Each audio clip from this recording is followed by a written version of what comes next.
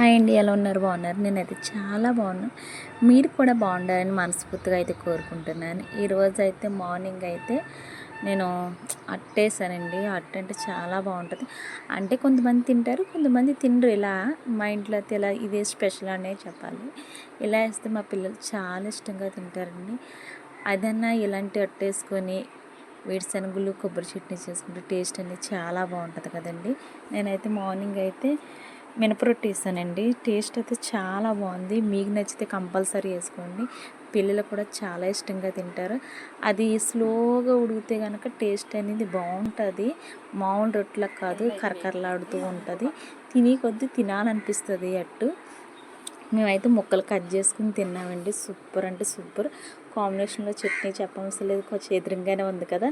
నిజంగా ఇలా చేసి మీ పిల్లలకి ఎట్టండి, ఇంక వదలమన్నా వదలరు, అంత బాగుంటుంది. ఇప్పుడు వరకు చూస్తారు, ఒక లైక్ ఇచ్చి వెళ్ళొచ్చు కదా.